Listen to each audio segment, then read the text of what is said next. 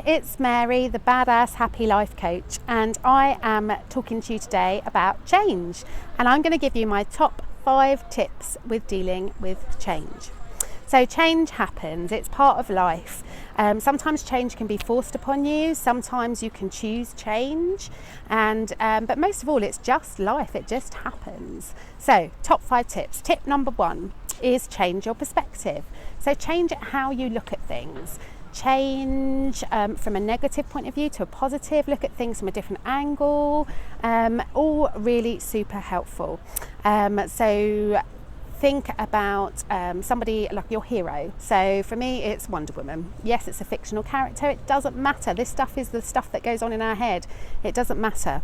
So whoever you respect and think is amazing, so quite often I will think during the day, if a change happens and things, I might think, what would Wonder Woman do? And it helps me look at things from a different angle. So whatever works for you. Step number 2 is expect it. Change is gonna happen, whether we like it or not. Change is gonna happen. So the best way of dealing with change is to expect it.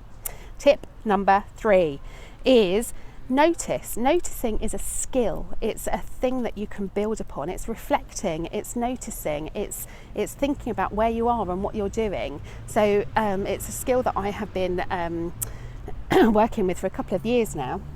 And the best way I find is on a Sunday evening, maybe once a month, with a large, I was going to say tea then, but let's face it, it's going to be gin.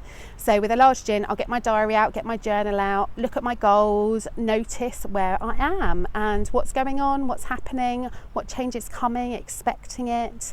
And it really helps to kind of get a clear picture of where we are moving forward. So step number 4 is enjoy change. Change does not have to be negative, and it is all goes on up here. So enjoy change, get excited about it, think about the positives. Step 5 is ask for help. So this is a tricky one, particularly for women and particularly for mothers, because we like to think we can do it, don't we? We don't like to ask for help. We like to think we can do it all, and it's really hard for us to ask for help. But asking for help doesn't need to be this great big thing. It doesn't need to be this big scary thing. So I'll give you an example. My little boy is starting school in September. It's a massive change. He's really excited about it. I'm a bit scared and a bit teary, and so I'm trying to do all my 5 tips with it.